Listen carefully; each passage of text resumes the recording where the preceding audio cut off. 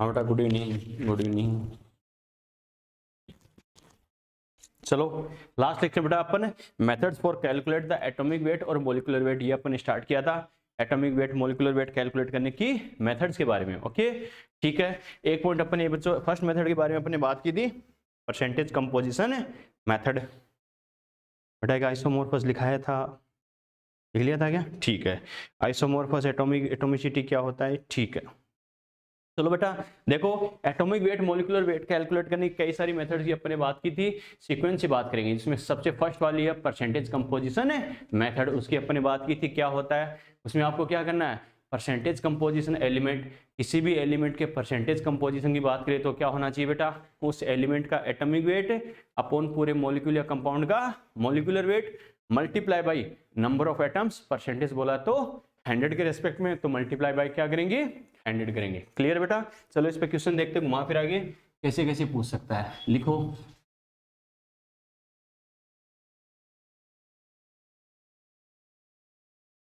देखो nitrogen, nitrogen is present 20%,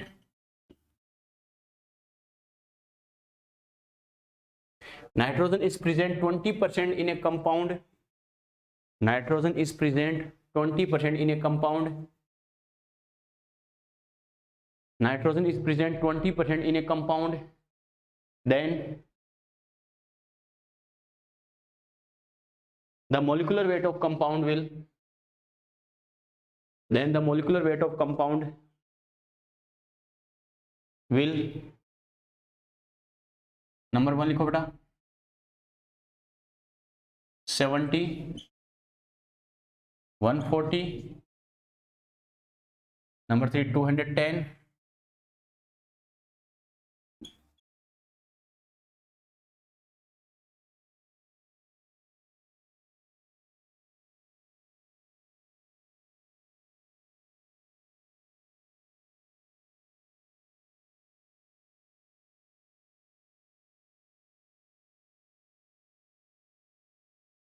start हो जाओ, 20 सेकंड आपके पास।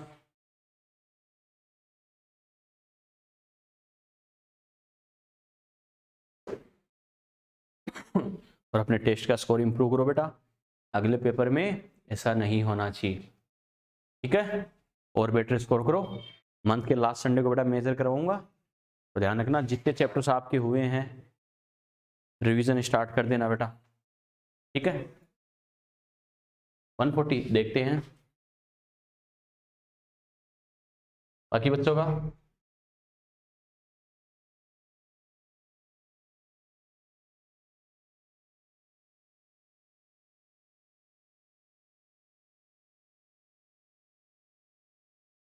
वन 140 पक्का? देखते हैं। छवि, रेहान 140, अभिषेक, शुभम, अंशु 140, ठीक है? देखते हैं बच्चों कैसे करना है, क्या करना। 140 आएगा ना, 140, ठीक है बेटा। देखो बेटा कैसे करना है, क्या करना है, अब समझना है इस चीज को। देखो कोई दिक्कत नहीं बेटा, देखो कहाँ आप गलती कर रहे हो समझना। सबसे पहले क्या करेंगे, देखो बोर्ड पे देखना, परसेंटेज कंपोजिशन ऑफ एलिमेंट। आपने गलती वैसे नहीं की है, लेकिन ध्यान रखना थोड़ी सी गलती आपने कहाँ की है, समझना। परसेंटेज कंपोजिशन ऑफ एलिमेंट, किसी भी एलिमेंट के परसेंटेज कंपोजिशन की अगर हम बात करें बेटा, तो हमें पता है इसका कॉन्सेप्ट क्या होता है, एटॉमिक वेट अपॉन क्या करते हैं, मॉलिक्यूलर वेट, मल्टीप्लाई क्या करते हैं, एटॉमिसिटी, और मल्टीप्लाई में क्या करते हैं बच्चों, 100। ये तो अपना कॉन्सेप्ट है, क्लियर है? अब बच्चों देखते हैं, देखो परसेंटेज कंपोजिशन ऑफ एलिमेंट है, हमें पता है नाइट्रोजन की बात कर रहा है बेटा, तो क्या करेंगे, इसका परसेंटेज कंपोजिशन, परसेंटेज अमाउंट कितनी दे रखी है, 20, क्लियर है? एटॉमिक वेट है, नाइट्रोजन की बात कर रहा है, नाइट्रोजन के एक एटम का वेट कितना होता है, 40, क्लियर है बेटा, 14 होता है। अब बात करें मॉलिक्यूलर वेट, ये हमें कैलकुलेट करना है, इसको मैं ऐसा कैसा लिख दूं, तो मॉलिक्यूलर वेट ऐसा कैसा, मल्टीप्लाई बाई एटॉमिसिटी की जगह कितना लिखूंगा, कितना लिखूंगा, कितना लिखूंगा, 2, ये सोनो, यही वजह से तुम्हारा 140 आ रहा है, इसीलिए तो आ रहा है बेटा, समझना। देखो बिल्कुल बेटा, देखो क्यों समझना, बच्चा कहेगा सर आपने पहले बोला हुआ है कि ओनली हाइड्रोजन बोले तो H2 कंसीडर करना है, N2 बोले, नाइट्रोजन बोले तो N2 कंसीडर करना है, ऑक्सीजन बोले तो O2 कंसीडर करना है, यस और नो? वो तो कब करते हैं, नेचर में करते हैं बच्चों। मैंने बोला है कंपाउंड, क्या बोला है, कंपाउंड। ये बताओ हर मॉलिक्यूल या कंपाउंड में नाइट्रोजन के 2 ही एटम हो जरूरी है क्या, यस और नो? नो बेटा। मैं बोल दूं बेटा अमोनिया, अमोनिया में नाइट्रोजन के कितने एटम है, 1 है, सीधी सी बात है। मैं बोल दूं बेटा हाइड्रोजन कितने हैं, 2 है, हाइड्रोजन N2H4, याद है ना? तो वही बात है, मैंने कंपाउंड बोला है बच्चों।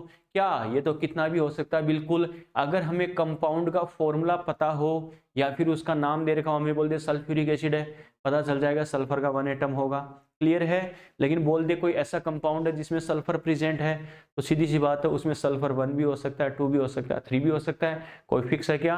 अरे सीधी सी बात है, सोडियम थायोसल्फेट हो तो Na2H2O3 होता नहीं होता, तो वही बात है, सल्फर का कोई कंपाउंड तो सल्फ्यूरिक एसिड हो सकता है, वही बात है, पायरोसल्फ्यूरिक एसिड हो सकता है, थायोसल्फ्यूरिक एसिड होता है, यस और नो?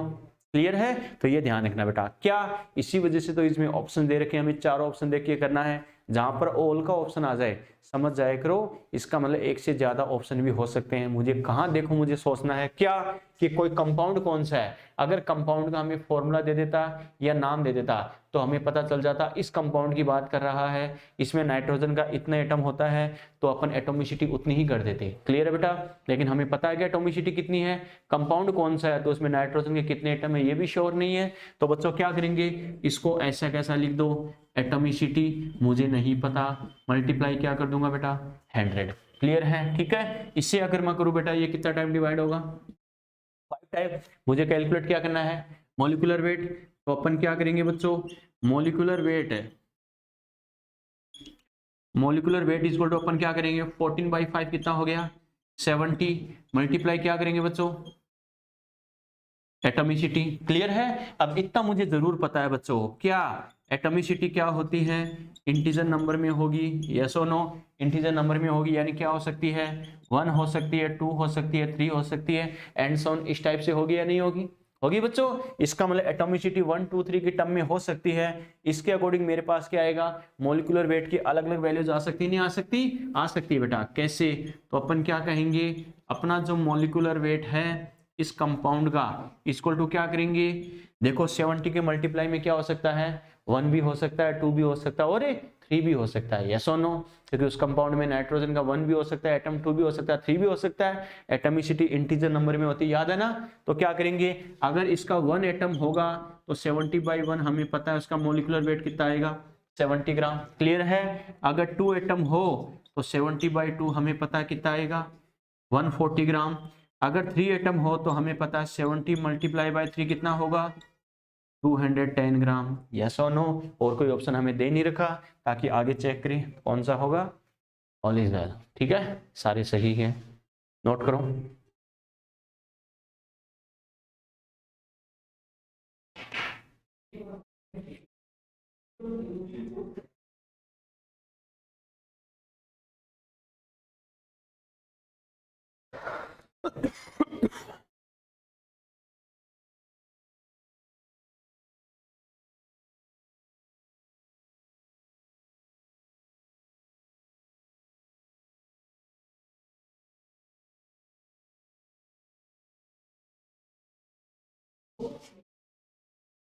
तो ध्यान रखना, जब तक किसी कंपाउंड का फिक्स आपको फॉर्मूला या नाम ना दे, तब तक बेटा ये अपनी तरफ से मत कर देना इसमें 1 होना चाहिए, 2 होना चाहिए। उसका नाम दे रखा, फॉर्मूला दे रखा, तो कोई दिक्कत नहीं, अपन को पता है एग्जैक्ट कौन सा कंपाउंड है, इसमें कितना होता है ये।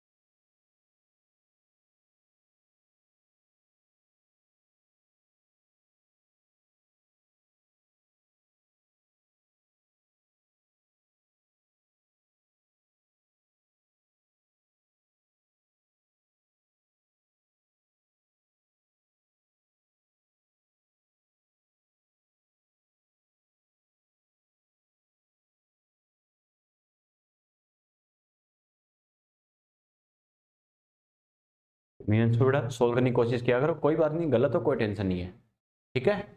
ऐसे अपन जब तक सोचना स्टार्ट नहीं करेंगे कैसे कर सकता हूँ, तब तक कर नहीं पाएंगे। कोई दिक्कत नहीं, गलत हो कोई टेंशन नहीं, एक दिन गलत होगा, 2 दिन गलत होगा, कब तक गलत होगा। अपने वही बात है, हैबिट बना लेंगे ना कि हाँ क्वेश्चन देख के मुझे सोल्व कैसे करना, दिमाग चलाना स्टार्ट कर देंगे, अपने आप आदत वैसी हो जाती है। वरना क्वेश्चन को अपन लेके बैठे रहेंगे मुझसे नहीं होगा, तो मेन एग्जाम में अपनी बॉडी लैंग्वेज अपने आप वैसी ही होती है बेटा, ठीक है। तो कोई भी क्वेश्चन देखते सामने सोल्व करना स्टार्ट कर दिया करो फटाफट कि मैं कैसे कर सकता हूँ, गलत हो कोई टेंशन नहीं, सीखने के लिए तो मैं बैठा हूँ। लिखो बेटा, लिखो लिखो बेटा, 0.5% 0.5% सेलेनियम, 0.5% सेलेनियम, बोर्ड पे कंफर्म कर लेना बेटा, मैं टाइम बचाने के लिए 0 नहीं बोल रहा हूँ, आप लगा लेना। 0.5% सेलेनियम, ब्रैकेट में लिखो एटॉमिक वेट इक्वल टू 80, इसका एटॉमिक वेट भी मैंने आपको दे दिया। 0.5% selenium is present in an enzyme, 0.5% selenium is present in an enzyme, 0.5% selenium is present in an enzyme. Then calculate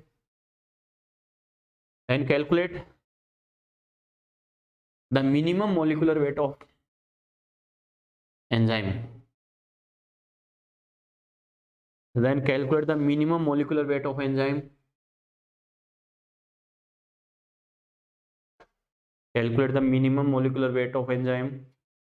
Start हो जाओ।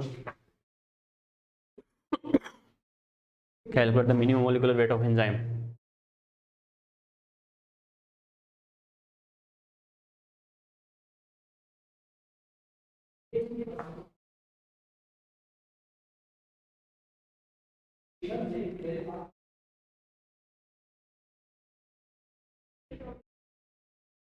दिमाग लगाओ, लैंग्वेज में है बेटा, अपन खुद डिसाइड करेंगे उसके अकॉर्डिंग,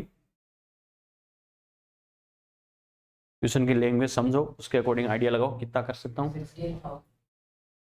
बहुत अच्छे,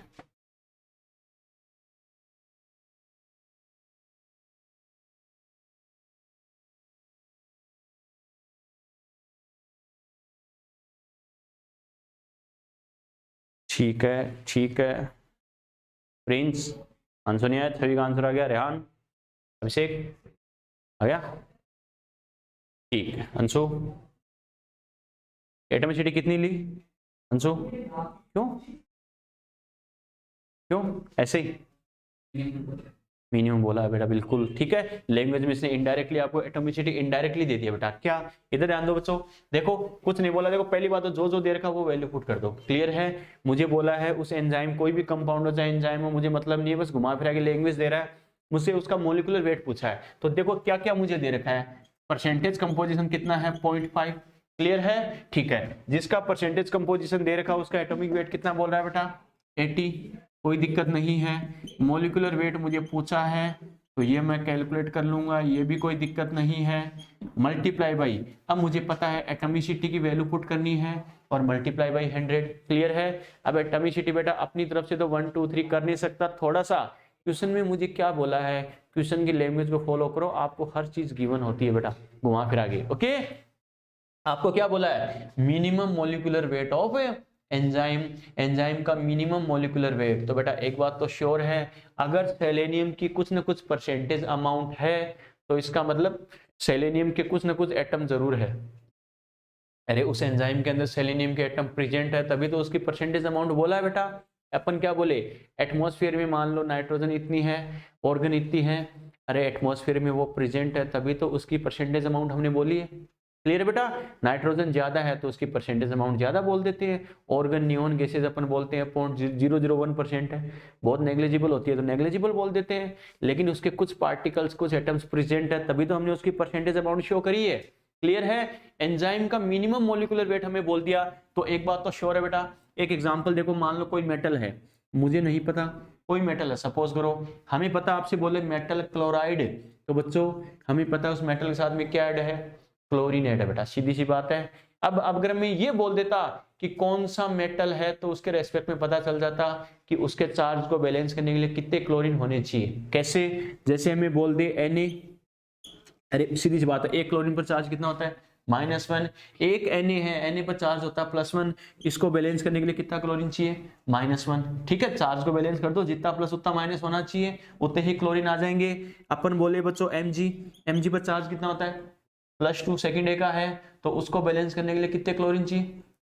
अरे 2 क्लोरीन चाहिए, +2 है तो मुझे -7 चाहिए, एक क्लोरीन पर -1 आएगा तो 2 पर कितना आ जाएगा? -2। अपन बोल दे बेटा Al+3, एल्यूमिनियम पर +3 होता है, इसको बैलेंस करने के लिए कितने क्लोरीन चाहिए? 3 चाहिए बेटा। तो क्या करेंगे? AlCl3 बनता है। यस और नो? तो मेरा कहने का मतलब क्या है, अगर हमें बोला कोई मेटल क्लोराइड है, इसका मतलब मेटल है, उसमें क्लोरीन कितने भी हो सकते हैं, क्लियर है। लेकिन आपसे ये बोला जाए मेटल क्लोराइड में क्लोरीन का मिनिमम नंबर ऑफ एटम होना चाहिए, तो मिनिमम नंबर ऑफ एटम क्या होना चाहिए? सीधी सी बात है, अगर हमें पता है, मान लो सपोज करो कोई मेटल है, यहाँ मेटल के साथ क्लोरीन 1 भी हो सकते हैं, 2 भी हो सकते हैं, 3 भी हो सकते हैं। अगर आपसे बोले कि मेटल का जो एटॉमिक वेट है वो मान लो 100 ग्राम है, तो मेटल का मिनिमम मोलिकुलर वेट कैसे आएगा? जब मैं क्लोरीन का 1 एटम लूंगा, कि मेटल का तो 100 फिक्स हो गया, एक क्लोरीन का 35.5 आएगा, तो मैं बोल दूंगा 135.5। यस और नो? अगर मैं बेटा क्लोरीन के 2 एटम लूं, तो 2 एटम का 71, तो 100 + 71 यानी 171। यस और नो? क्लियर है बेटा? तो मैंने क्या कहा, इस मेटल क्लोराइड का मिनिमम मोलिकुलर वेट मुझे लेना है। मेटल तो फिक्स है, वेरिएबल कौन है? क्लोरीन का नंबर ऑफ एटम। तो मिनिमम मोलिकुलर वेट के लिए क्लोरीन का कितना एटम होना चाहिए? 1 होना चाहिए। समझ में आ रहा है? यस और नो? तो इस एंजाइम का मिनिमम मोलिकुलर वेट बोला है, इसका मतलब मुझे इसमें सेलेनियम की एटॉमिसिटी कितनी लेनी है? 1 लेनी है बेटा। तो क्या करूंगा, for minimum molecular wait, for minimum molecular wait, अगर मुझे मोलिकुलर वेट मिनिमम लेना है बेटा, तो इसका मतलब मुझे लैंग्वेज क्या दे दी? Minimum molecular weight. तो एटॉमिसिटी मुझे कितनी लेनी है? Atomicity should be 1। काम खत्म। यस और नो? बस अब सोल्व कर लूंगा बेटा, ये 1 हो गया। तो यहां से अपन क्या कर सकते हैं बेटा, मोलिकुलर वेट मुझे पूछा है, तो मोलिकुलर वेट इक्वल टू क्या करूंगा, ये मेरे पास क्या आ गया, 80 × 100 अपॉन कितना हो गया, 0.5, पॉइंट हटाऊंगा ऊपर कितना आ जाएगा, 10। इसे कैंसिल आउट करूंगा बेटा, 2, 80 को 2 से मल्टीप्लाई करोगे 160, आगे 100 है, यानी 16,000 ग्राम। ये मेरे पास एंजाइम का मोलिकुलर वेट आ गया। ठीक है, छाप दो। तो क्वेश्चन की लैंग्वेज में हमें इंफॉर्मेशन जरूर होती है बच्चों, उसको हमें थोड़ा अच्छे से समझना है क्या बोल रहा है।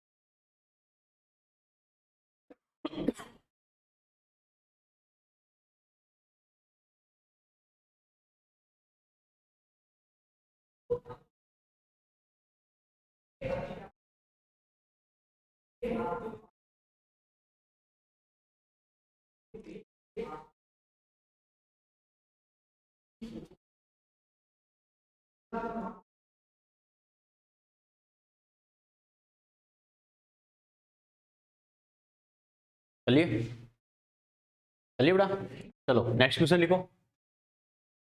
लिखो 0.334%, बोर्ड पे डाटा श्योर कर लेना। 0.334% Fe आयरन, Fe की बात कर रहा हूं। 0.334% Fe is present in haemoglobin.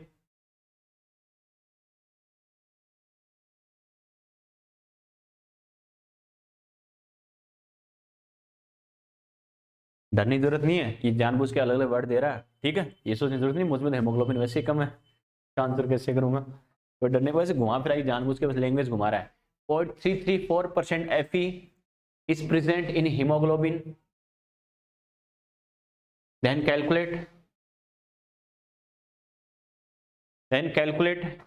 the number of Fe atoms. Then calculate the number of Fe atoms. And calculate the number of Fe atoms in 1 unit of hemoglobin. Calculate the number of Fe atoms in 1 unit of hemoglobin. If molecular weight of hemoglobin, is 67,200, board पे data लिखा है. If molecular weight of hemoglobin is 67,200 and atomic weight of Fe is 56. Start हो जाओ बेटा. Question की language समझो कि क्या पूछ रहा है ये.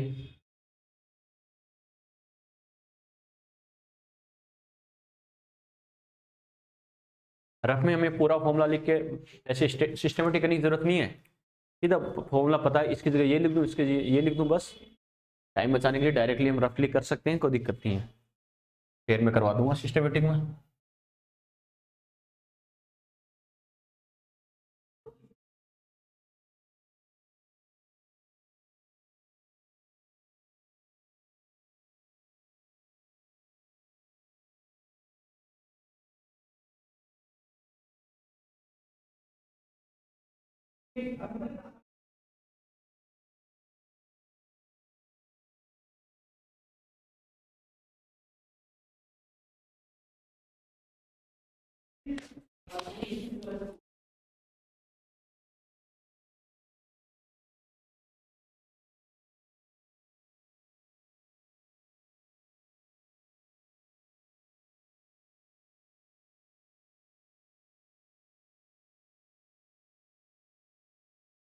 हाँ, कोई दिक्कत नहीं.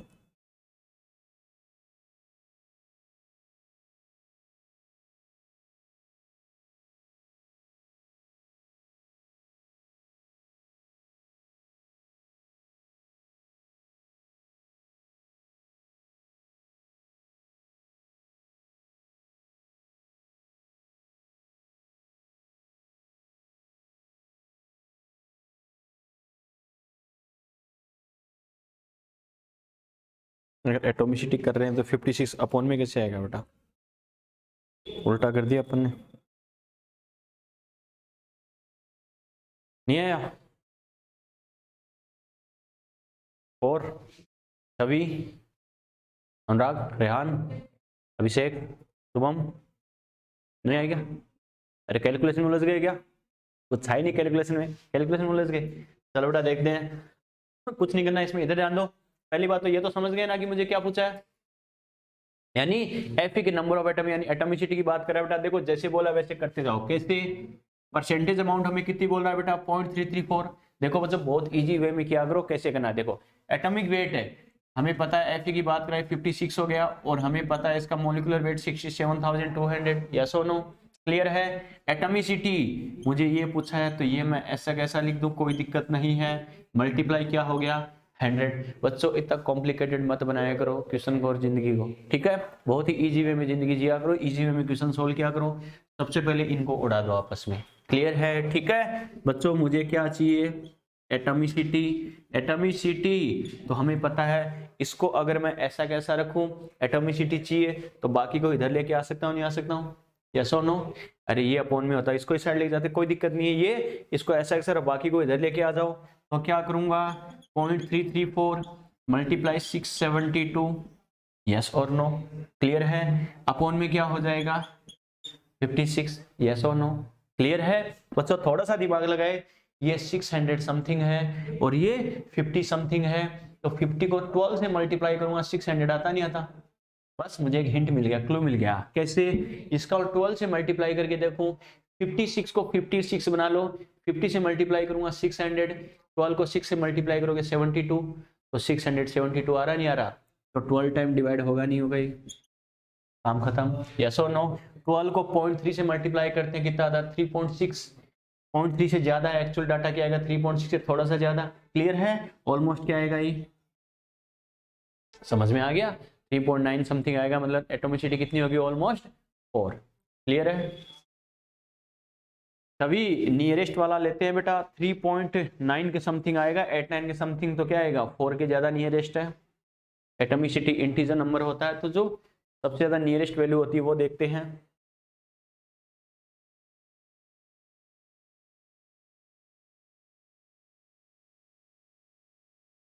हाँ जो भी आएगा देख लेना, 3.9 या 4.02 के समथिंग।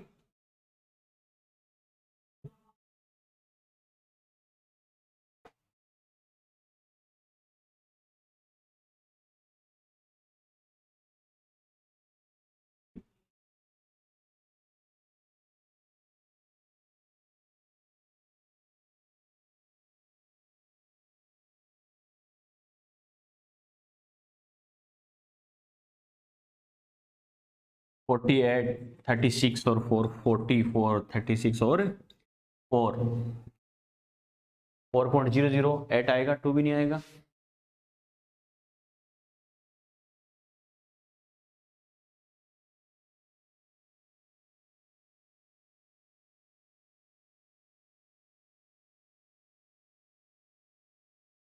कोई बात नहीं,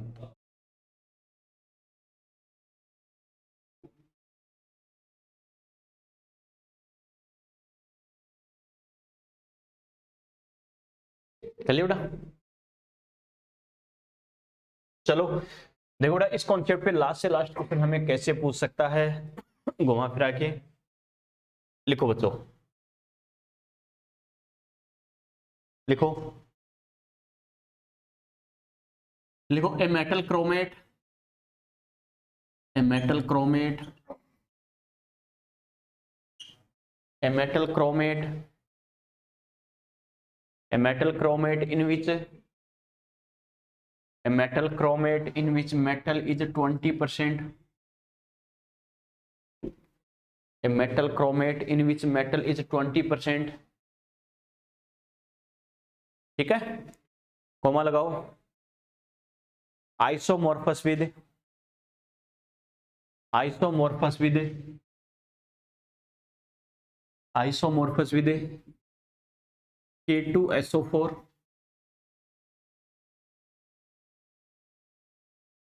आइसोमॉर्फस विद K2SO4, लिख लिए। Then calculate, then calculate the atomic weight, then calculate the atomic weight and equivalent weight, then calculate the atomic weight, equivalent weight of metal, calculate the atomic weight and equivalent weight of metal। चलिए बेटा, calculate the atomic wait and equivalent weight of metal. बच्चों देखो ये question मैं बता देता हूं, समझना। सबसे पहली बात तो बच्चों देखो ध्यान रखना, क्या बोला है कैसे बोला, इधर ध्यान दो। सबसे पहले मेटल क्रोमेट, मेटल कौन सा मुझे पता है क्या, नहीं बेटा, मेटल कौन सा है मुझे नहीं पता, नहीं पता तो अपनी तरफ से मेटल को क्या मानते हैं, एम मानकर अप्लाई करते हैं। आगे दे रखा बच्चों क्रोमेट, क्रोमेट मतलब क्या हो गया, मेटल के साथ में क्या जुड़ा है, क्रोमेट ऐड है। क्लियर है, क्रोमेट आपको याद है बच्चों 8 वर्ड किसके लिए यूज होता है, कई सारे ऑक्सीजन एटम ऐड होते हैं उसके लिए 8 वर्ड यूज होता है। अपन बोलते हैं sulphate SO4, nitrate NO3, chlorate ClO4, yes और नो। 3 ऐड होते हैं, 4 ऐड होते हैं, 5 ऐड होते हैं, वो बात की बात है, लेकिन कई सारे मैनी ऑक्सीजन एटम्स ऐड होते हैं उस एलिमेंट के साथ क्या वर्ड यूज होता है बेटा, 8 वर्ड यूज होता है, याद है ना। ठीक है, अपन ने बोला था सल्फेट, सल्फर के साथ 4 ऑक्सीजन होते हैं, नाइट्रेट नाइट्रोजन के साथ 3 एटम ऐड होते हैं, यस और नो। वैसे क्रोमेट कुछ टर्म्स होती है बेटा जो बच्चे को पता होना चाहिए। क्रोमेट इसका मतलब क्या होगा, क्रोमियम के साथ क्या होगा, कई सारे ऑक्सीजन एटम में ऐड होंगे, समझ में आ गया। क्लियर बेटा, इसका मतलब मेटल क्रोमेट, मेटल क्रोमेट यानी एम मेटल, एक तो मेटल है साथ में क्रोमेट बोला है मतलब CrO4 होता है, ध्यान रखना। कई जैसे ड्रॉपर बच्चों ने, रिपीटर बच्चों ने गलती करी थी, Cr2O7 बोला इसको, पोटेशियम डाइक्रोमेट। अगर डाइक्रोमेट बोलता तो 2 क्रोमियम लेते, ओनली क्रोमेट बोले तो CrO4 होता है बेटा, डाइक्रोमेट बोले तो Cr2O7। क्लियर है बेटा, 2 क्रोमियम लेने थे डाई में। तो ये थोड़ा सा ध्यान रखना। तो ये तो अपना क्या है, ये अपना है बच्चों मेटल क्रोमेट, जो हमें बोला है, ये मैंने मेटल क्रोमेट ले लिया। क्लियर है। अब मुझे क्वेश्चन में हिंट क्या दे रखा है बच्चों, मेटल क्रोमेट क्या बोला है, आइसोमोर्फस। आइसोमोर्फस किसका आइसोमोर्फस है बच्चों, ये K2SO4 का। बच्चों देखो K2SO4, मैंने आइसोमोर्फस की बात की बेटा, मैंने आपको मतलब बताया आइसोमोर्फस का मतलब क्या है, सेम चार्ज सेम एटॉमिसिटी, याद है ना। ठीक है, एक आपको रियल कंपाउंड देगा, एक आपको कोई हाइपोथेटिकल कंपाउंड दे देगा, उससे हमें कंपेयर करना है कि ये मेटल क्रोमेट इसका आइसोमोर्फस है, इसका मतलब इसमें मेटल कौन है, पोटेशियम। पोटेशियम के नंबर ऑफ एटम कितने हैं, 2, इसका मतलब इसमें मेटल के एटम कितने होंगे, 2। क्लियर है। यहाँ पोटेशियम का चार्ज कितना होगा, +1। अरे फर्स्ट ए का तो चार्ज कितना होता है, +1, तो यहाँ भी इसका चार्ज कितना होगा बेटा, +1। ये मुझे आइसोमोर्फस के कॉन्सेप्ट से पता चल गया कि इसके एटम कितने होंगे और चार्ज कितना होगा बेटा, समझ में आ गया। क्लियर है। बस अब यहाँ पर बात करें बच्चों, देखो मुझे पूछा क्या है, कैलकुलेट है, कैलकुलेट द, क्या पूछा इसमें, इक्विवेलेंट वेट और atomic weight of metal. Metal का एटॉमिक वेट क्या होगा और इक्विवेलेंट वेट क्या होगा। एक्स तो मुझे पता चल गया, चार्ज कितना है इसका, +1। अरे चार्ज होता है वही तो एक्स की वैल्यू होती है, वैलेंसी फैक्टर, यस और नो। इसका मतलब अगर मेरे पास एटॉमिक वेट आ जाएगा, एक्स मुझे पता चली गया, तो इक्विवेलेंट वेट आएगा नहीं आएगा, आएगा। तो पहले किस पर काम स्टार्ट करेंगे, एटॉमिक वेट पर। हमने इसमें 2 क्वेश्चन इंक्लूड कर दिए। ठीक है, तो बच्चों एटॉमिक वेट अपनी तरफ से कुछ भी मान लो, XYZ अपन कुछ भी मान के कर सकते हैं। Assume that atomic weight of metal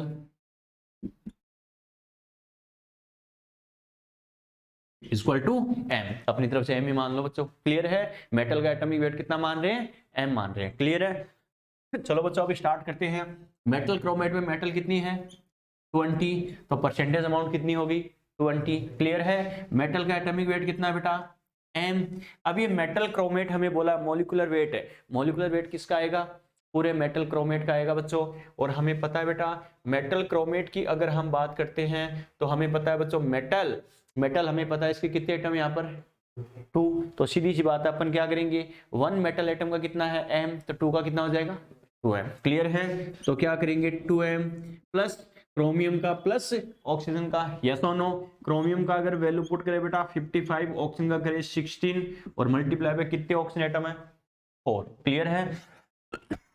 और मेटल की एटॉमिसिटी कितनी यहाँ पर, 2। मेटल देखो बच्चों m की यहाँ नंबर ऑफ एटम्स कितने हैं, 2, मल्टीप्लाई क्या हो गया, 100। समझ में आ रहा है। क्लियर है। यहाँ से मेरे पास m की वैल्यू आ सकती नहीं आ सकती, आ सकती है बेटा। m की वैल्यू पुट करे, 0 से 0 को उड़ा दे, 2 से 2 को उड़ा दे बेटा। क्लियर है। तो इधर कितना बच गया, 1 इक्वल टू 10 मल्टीप्लाई m कितना हो गया, 10m।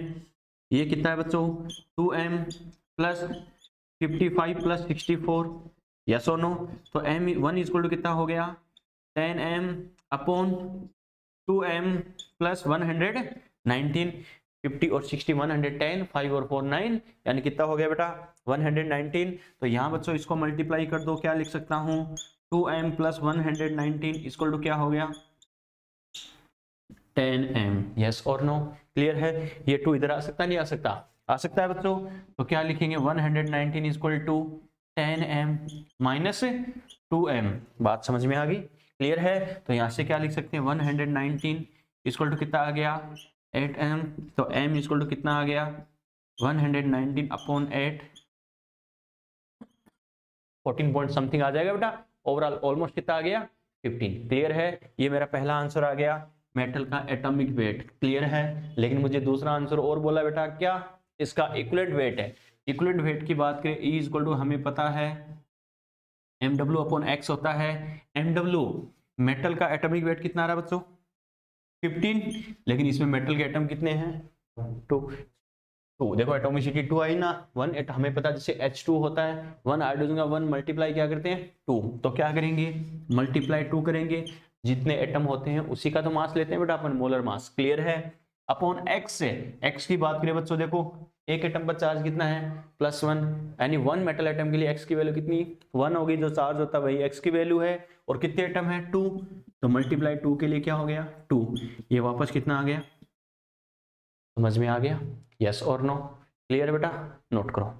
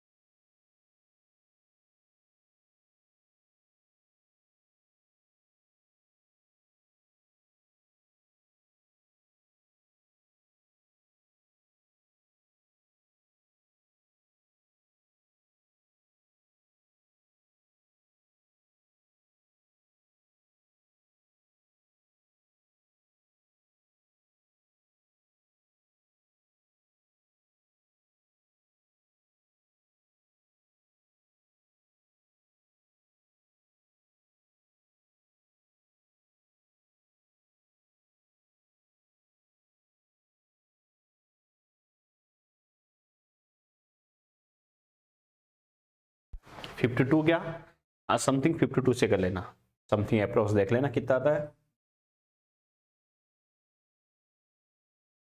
ये क्वेश्चन में अपने लिखा था क्या, इस क्वेश्चन में बेटा पूछा हो किसने, इसमें क्रोमियम का ऑलरेडी दे रखा था 55, इसमें अपने लिखा गया, इसमें क्रोमियम का गिवन भी था, अपन नॉर्मली 52 ही होता है 52 लिखते हैं, इसमें ऑलरेडी क्रोमियम का गिवन था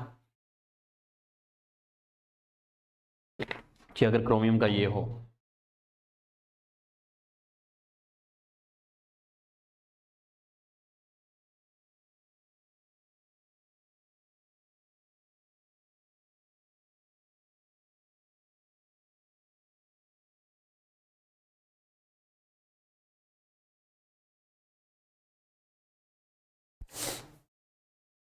अगर 52 करके करे तो 116/8 हो जाएगा 19 की जगह, तो 116/8 भी 14 पॉइंट समथिंग होगा शायद, ये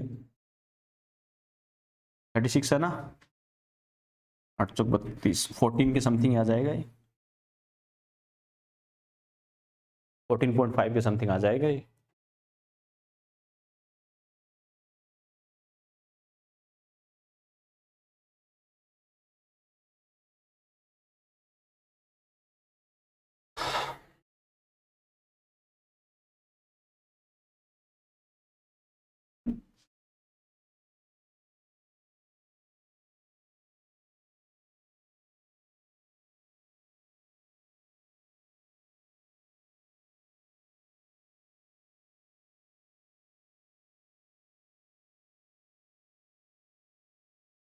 चलिए बेटा,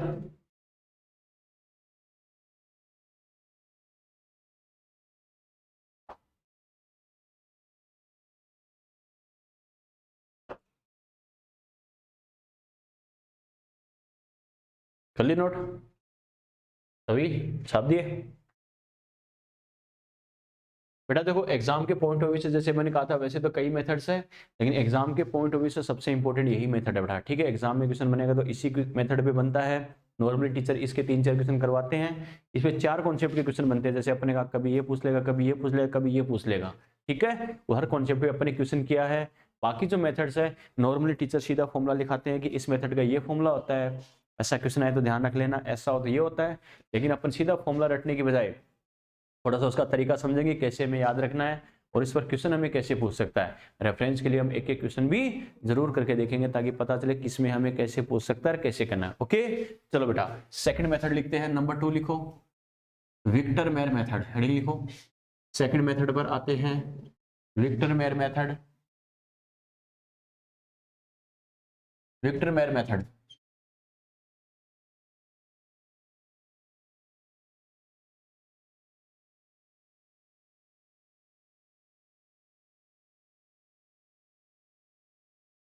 Victor Meyer method,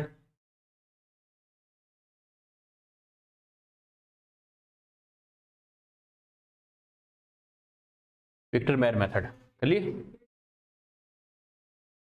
Victor Meyer method की अगर हम बात करें बच्चों, चलिए क्या, देखो बेटा विक्टर मेयर मेथड, ये जितनी मेथड्स हम पढ़ेंगे अपन, कई सारी मेथड्स अपन जैसे पढ़ेंगे Victor Meyer method, Dulong Petit method, vapour density method, और फिर जैसे अपन जैसे आइसोटोपिक मेथड, कई सारी मेथड्स की अपन बात करेंगे। हर मेथड का एक स्पेसिफिक पॉइंट होता है कि ये मेथड किसके लिए अप्लाई होता है, ये मेथड किसके लिए अप्लाई होता है। ओके, विक्टर मेयर मेथड के लिए ध्यान रखना, this method is applicable for volatile substances. ठीक है, वोलेटाइल सबस्टांस क्या होता है बेटा, समझते हो क्या, क्या होता है?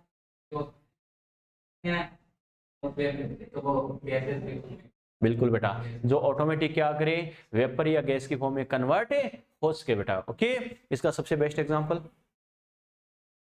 कपूर, कौन सी कपूर, करीना कपूर, तो एल्कोहल और परफ्यूम बोल सकते हैं, और पेट्रोल डीजल वाला, आज के टाइम कोई कैसे बोल सकता है पेट्रोल डीजल को, पेट्रोल डीजल वाला और भी बेस्ट एग्जांपल बेटा। आपने कभी देखा होगा बेटा नेपकिन, बिल्कुल कुछ ऑर्गेनिक सब्सटेंस भी होते हैं, और पेट्रोल डीजल तो सबसे बेस्ट एग्जांपल होता है बच्चों। कैसे, अपन ने कभी देखा होगा बच्चों, जब भी अपन को पेट्रोल डीजल फिल करवाना होता है तो या तो क्या करते हैं, स्कूटी बाइक या क्या जो 4 व्हीलर होता है, सीधा पेट्रोल पंप जो होता है उसके सीधा ऊपर ले जाकर खड़ी कर देते हैं पेट्रोल डाल, या फिर क्या होता है कभी बोतल या कैंपर में अपन को फिल करवाना पड़े तो भी अपन क्या करते हैं, जैसे ही वो पेट्रोल फिल करता है तो ऊपर पॉलीथीन वगैरह लगा के क्या करते हैं, इतना जबरदस्त तरीके से बंद करते हैं, पेट्रोल डीजल खुद ही कर देता है, कहीं नहीं भागूंगा। अरे होता है नहीं होता, क्यों, नेचर क्या होता है उसका, वोलेटाइल नेचर। अपन तो इंडियन, आपको पता वही बात है, टॉयलेट का लोटा बांध के रखते हैं चैन से, वो वाला केस है इंडियन में, तो एक एक ड्रॉप का मजा लगे वो भाग जाए, वो खुद ही कर देता है कि इतना पैक मत करो कहीं नहीं जाऊंगा।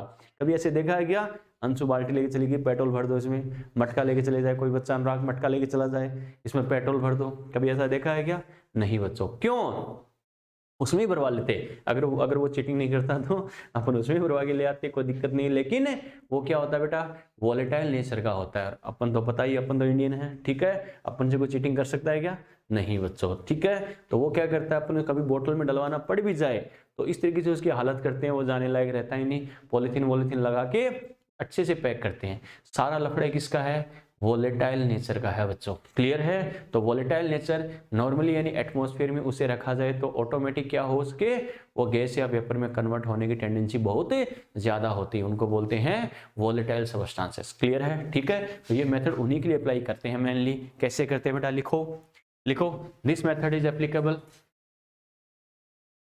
This method is applicable for volatile substances, this method is applicable for volatile substances, for volatile substances, लिख लिए बच्चों। देखो अब नॉर्मली क्या करते हैं, अगर इसका सीधा फॉर्मूला लिख के तुम सीधा फॉर्मूला रटोगे तो बच्चों थोड़ा कंफ्यूजन जरूर होगा कि मास कहाँ आएगा, वॉल्यूम कहाँ आएगा, लेकिन उसमें करेगा क्या, पहली बात तो बच्चे को हिंट क्या होना चाहिए दिमाग में, ये कॉन्सेप्ट मुझे कब काम में लेना है, तो ध्यान रखना आपको वोलेटाइल सबस्टेंस नाम जरूर आएगा और साथ में डिस्प्लेस एयर जरूर आएगा क्वेश्चन में। बच्चा कहेगा सर कैसे, तो थोड़ा सा तरीके से समझना बेटा इसे, ताकि पता चले कि क्वेश्चन में हमें कैसे अप्लाई करना पड़े, ये कैसे किया। बच्चों देखो, मान लो कोई कंटेनर है, इसमें मान लो कोई वोलेटाइल सबस्टेंस हमने लिया है, ये कोई सबस्टेंस है, तो ये तो अपना कौन सा हो गया, वोलेटाइल सबस्टेंस है बच्चों, थोड़ा सा समझना इसे, वोलेटाइल सबस्टेंस है, क्लियर है। वोलेटाइल सबस्टेंस हमने लिया है तो हमें पता है इसका नेचर क्या है, अरे वेपर का फॉर्मेशन करेगा नहीं करेगा, करेगा बच्चों, तो हमें पता है इससे क्या होगा, कुछ वेपर का फॉर्मेशन होगा, ये क्या हो गई, ये फॉर्म्ड वेपर हो गई बच्चों, यानी इससे जो वेपर बनती है वो हो गई, क्लियर है। अब बच्चों हमें पता है जो कंटेनर है इसके अपर पार्ट में एयर पार्टिकल प्रेजेंट थे या नहीं थे, हे बच्चों। वेपर भी क्या होती है, गैस की फॉर्म होती है, और गैस का नेचर क्या होता है, अगेंस्ट द ग्रेविटी मूव करता है, करता नहीं करता, हमें पता वेपर पार्टिकल, गैस से जो वेपर पार्टिकल है बच्चों वो भी क्या करेंगे, अपर साइड में मूव करेंगे नहीं करेंगे, करेंगे। और हमें पता है पार्टिकल्स में कोलिजन होगी तो वो एयर पार्टिकल से कोलिजन करके उनको डिस्प्लेस करेंगे नहीं करेंगे, करेंगे। बस इसी पर क्वेश्चन बनाता है क्या, कि ये जो वोलेटाइल सबस्टांस है इससे वेपर का फॉर्मेशन होता है और इससे क्या होता है, जो वेपर बनती है वो अपर साइड में मूव करके क्या करेंगे, कंटेनर में जो एयर पार्टिकल प्रेजेंट थे उनसे कोलिजन करके अपर साइड में उनको और फोर्स करती है, क्या करती है, पुश करती है, तो इसको यहां से डिस्प्लेस कर देती है। तो ये क्या है बच्चों, ये है डिस्प्लेस्ड एयर। बात समझ में आई क्या, क्लियर है। इसको इससे लिंक करता है बेटा, इतना सबस्टांस है तो इतनी एयर डिस्प्लेस होती है। बात समझ में आई क्या, किसका कनेक्शन कहां से कहां है बच्चों, समझ में आ गया, क्लियर है। अब देखो इनको कंपेयर करने का तरीका क्या होता है, सीधा रटने के बजाय ध्यान रखना बच्चों।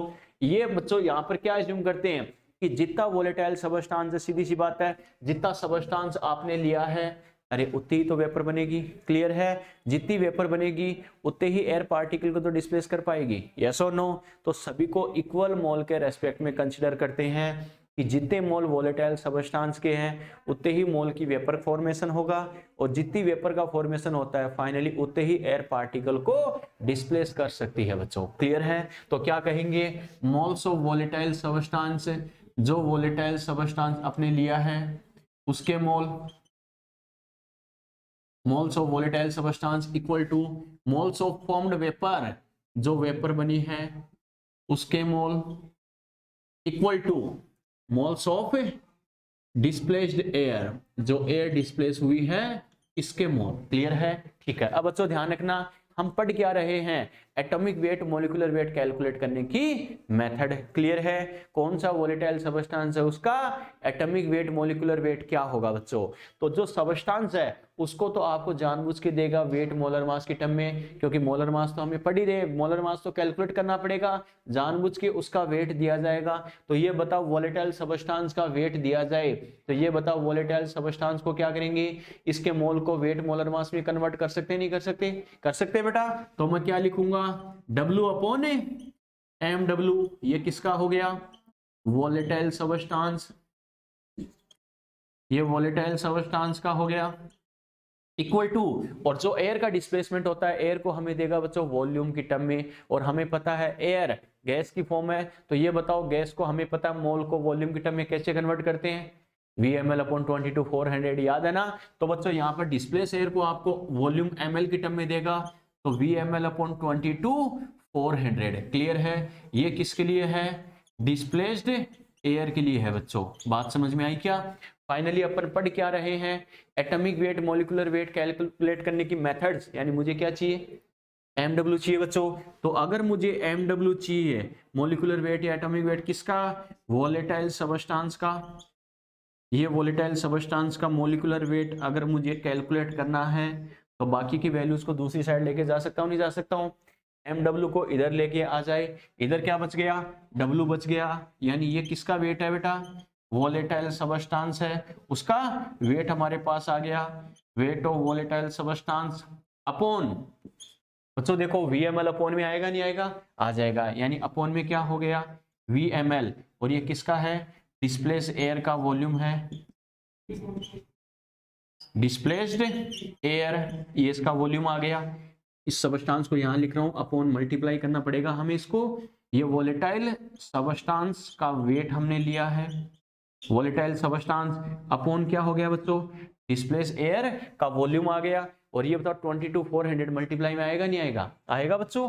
तो मल्टीप्लाई इसके क्या करेंगे, मल्टीप्लाई 22/400, बाउंड्री से बाहर तो नहीं जा रहे ना, ठीक है बेटा आ गया। बस ये फॉर्मूला अप्लाई करके क्या करते हैं, MW कैलकुलेट करते हैं, आपको सीधा डाटा देगा वोलेटाइल सबस्टांस का वेट इतना है, इतनी एयर का डिस्प्लेसमेंट होता है, तो वोलेटाइल सबस्टांस का मॉलिक्यूलर वेट क्या होगा, क्लियर है। बच्चा अगर सीधा रटे तो कंफ्यूज हो सकता है, W अपॉन VmL होगा या VmL अपॉन W होगा, कुछ रटने की जरूरत नहीं है, बस क्या करना, वोलेटाइल सबस्टांस के mole equal to displace air के मोल, काम खत्म, क्लियर है। वोलेटाइल सबस्टांस को वेट की टर्म में देगा तो उसके मोल W अपॉन MW कर दो, ये लो W अपॉन MW, क्लियर है। डिस्प्लेस एयर को किसकी टर्म में देगा, वॉल्यूम के टर्म में, तो VmL अपॉन 22/400 कर दो, बस ये वेट हमें गिवन होगा, ये VmL अपन गिवन होगा, ये फिक्स डाटा ही है, यहाँ से MW आ सकता नहीं आ सकता, तो सीधा यहीं से भी कर सकते हो, चाहे समझ में आ गया, क्लियर है बेटा, ठीक है,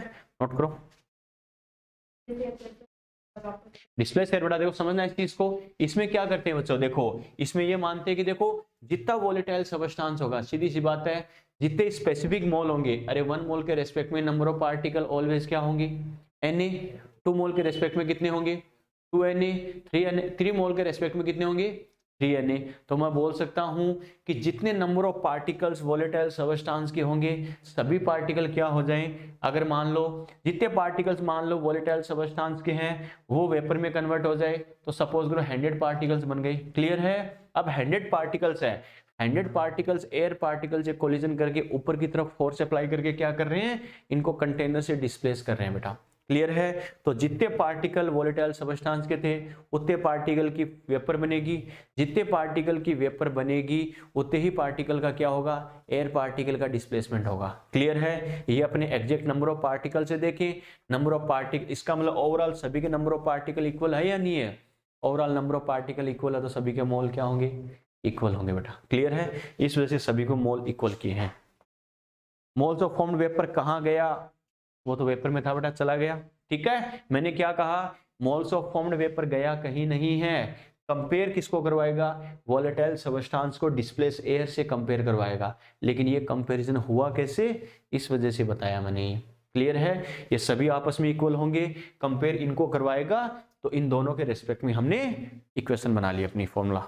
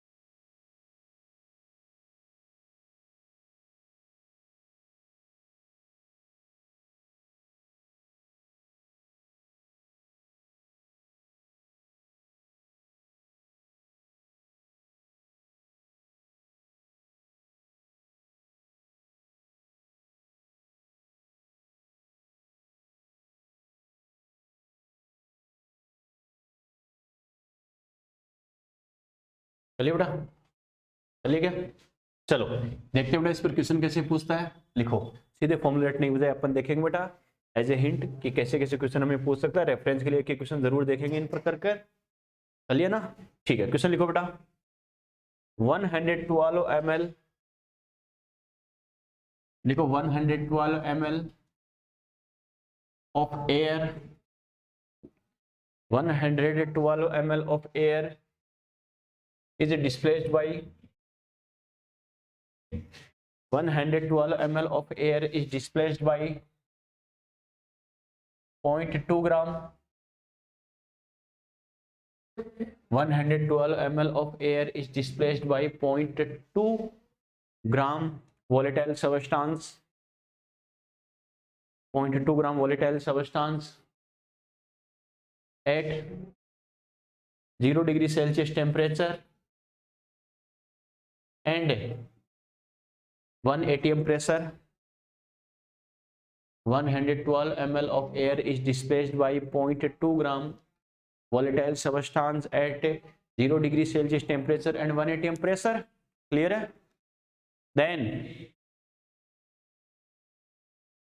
Then calculate the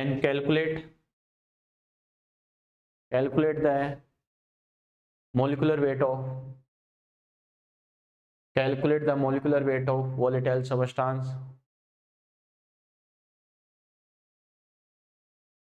Calculate the molecular weight of,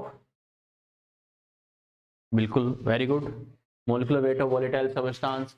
बेटा देखो मैंने क्या कहा, वोलेटाइल सब्सटेंस नाम आ जाए और डिस्प्लेस एयर नाम आ जाए, आप डायरेक्टली फॉर्मूला रटोगे, कंफ्यूजन होगा। बस ये ध्यान रखना, वोलेटाइल सब्सटेंस के मोल बराबर क्या कर दूंगा, डिस्प्लेस एयर के मोल। काम खत्म, तो दोनों के मोल बराबर कर दो, ये लो। अगर डायरेक्टली फॉर्मूला मुझे नहीं याद है कोई दिक्कत नहीं है, दोनों के मोल बराबर कर दो। क्लियर है? वोलेटाइल सब्सटेंस को किसकी टर्म में गिवन है बेटा, अरे वेट की टर्म में गिवन है। डिस्प्लेस एयर को किसकी टर्म में गिवन है, वॉल्यूम। तो इसको मोल को वोलेटाइल सब्सटेंस के मोल W/mW कर दिया और इसके वॉल्यूम मोल को क्या किया, VmL/22 400 कर दिया। क्लियर है? यहां से अगर मैं बात करूं बेटा MW इक्वल टू क्या लिखूंगा, W/VmL मल्टीप्लाई क्या करना है 22 400, यस और नो। बस वैल्यू पुट करनी है और मुझे सोल्व करना है। W मुझे कितना दे रखा 0.2 और ये कितना दे रखा बेटा 112 मल्टीप्लाई क्या दे रखा 22 400। बच्चों ये डेसिमल इस 0 से गया और इसे अगर करे बेटा तो 2 टाइम डिवाइड होगा नहीं होगा।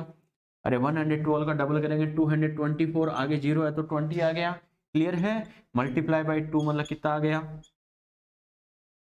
40 ग्राम। ठीक है, नोट करो। बस है कुछ नहीं, बच्चे को बस आइडिया होना चाहिए थोड़ा सा कि होता क्या है।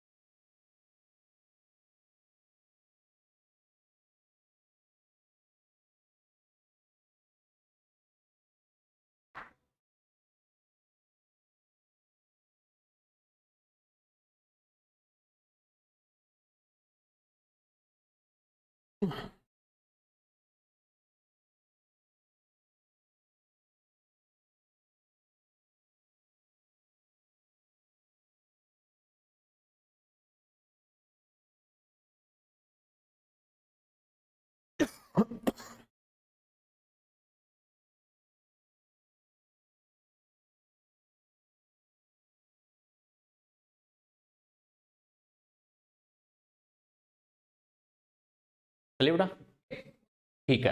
नेक्स्ट मेथड पर आते हैं बच्चों। नंबर 3 लिखो, ड्यूलोंग पैकेट मेथड।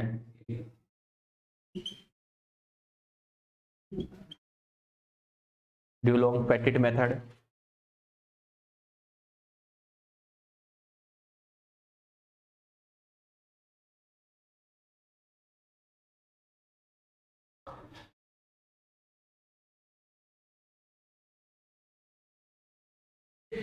ले बच्चों, ये बता देखो साइंटिस्ट के नेम पे गिवन है ये, विक्टर मेयर, ड्यूलोंग पैकेट,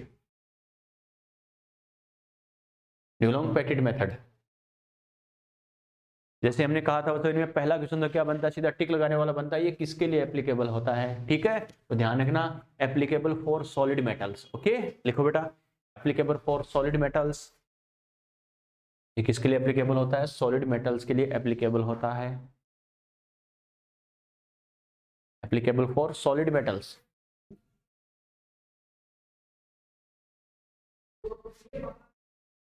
लिख लिए? ठीक है। अब बच्चों देखो, ये जो ड्यूलोंग पेटिट थे बेटा, इन्होंने क्या किया, एक एक्सपेरिमेंटल डाटा दिया, क्या, जो सॉलिड मेटल्स होती हैं उनके एटॉमिक वेट के रेस्पेक्ट में। तो इन्होंने क्या कहा कि कोई जो सॉलिड मेटल होती है उसका जो एटॉमिक वेट होगा, अगर उसको मल्टीप्लाई करें स्पेसिफिक हीट से, इससे स्पेसिफिक हीट से, तो ये आता है समथिंग 6.4 के बराबर। किसी भी सॉलिड मेटल के रेस्पेक्ट में बात करें तो ये रिजल्ट आता है। पहली बात तो बच्चा कहेगा सर एटॉमिक वेट तो मुझे ध्यान है 6.4 यहाँ पर आया है, कोई दिक्कत नहीं है, ये स्पेसिफिक हीट क्या है? स्पेसिफिक हीट है।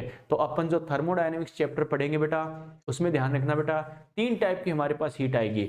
एक आएगा हीट कैपेसिटी, एक आएगा मोलर हीट कैपेसिटी, एक आएगा स्पेसिफिक हीट कैपेसिटी या स्पेसिफिक हीट। तीनों में डिफरेंस क्या होता है समझना।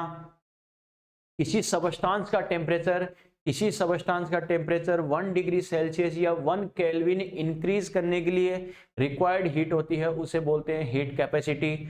अरे सीधी सी बात है, 1 डिग्री सेल्सियस या 1 केल्विन दोनों ले सकते हो, टेम्परेचर का डिफरेंस तो हमें लेना है, तो या तो डिग्री सेल्सियस में ले सकते हो या केल्विन में। किसी सबस्टांस के टेम्परेचर को 1 डिग्री सेल्सियस या 1 केल्विन इंक्रीज करना है तो सबस्टांस को हीट देनी पड़ेगी, नहीं पड़ेगी? क्लियर है? तो सबस्टांस का टेम्परेचर 1 डिग्री सेल्सियस या 1 केल्विन इंक्रीज करना है, उसके लिए जितनी हीट हमें देनी पड़ती है सबस्टांस को, वो बोला जाता है सबस्टांस की हीट कैपेसिटी।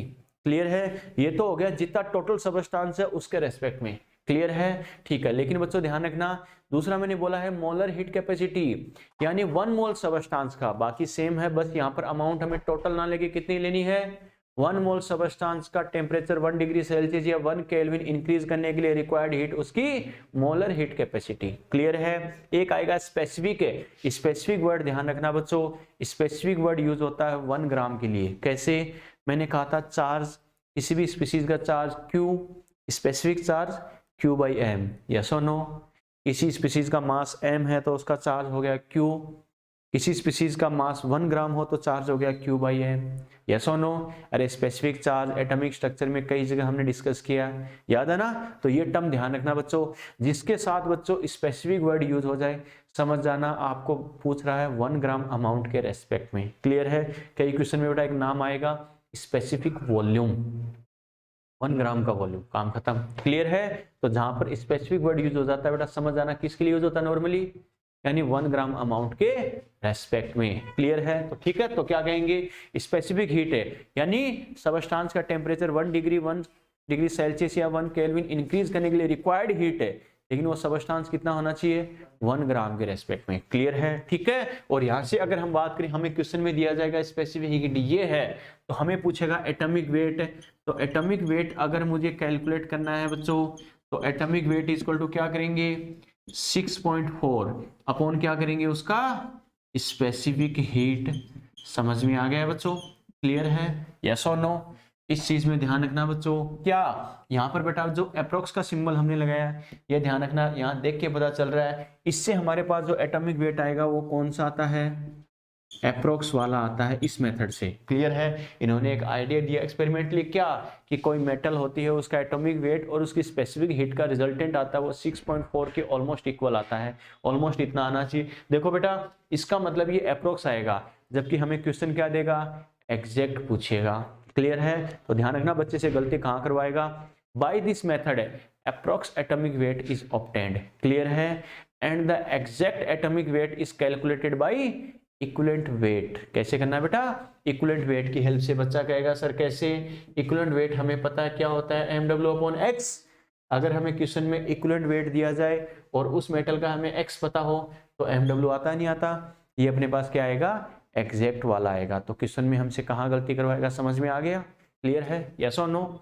चलो ये 2 पॉइंट्स बेटा, स्पेसिफिक हीट क्या होता है और इससे हमारे पास अप्रोक्स वाला आता है, एग्जैक्ट वाला हमें कैसे करना है ये अपन नोट करेंगे नेक्स्ट लेक्चर में। ये इसका फॉर्मूला नोट करो बेटा, फॉर्मूला नोट करो ये, ठीक है। नेक्स्ट लेक्चर में इसके बारे में 2 पॉइंट ऐड करा के इसके क्वेश्चन डिस्कस करेंगे बच्चों, कैसे करना क्या करना अपन को, ठीक है। यहाँ तक अच्छे से रिवाइज करके बेटा जो हो सकता है वो डायरेक्ट क्वेश्चन अप्लाई कर लेना। फटाफट बोलो, फटाफट बोलो, रुको लिखा है तो मैं क्वेश्चन बोल देता।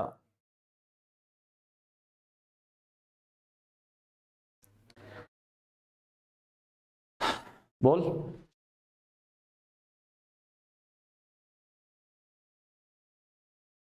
सर्कल का सेकंड पॉइंट वापस बताओ, कौन सा सेकंड पॉइंट था?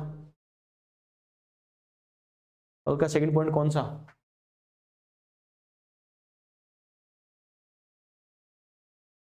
सर्कल का सेकंड पॉइंट कौन सा था? कॉपी दिखाओ बेटा।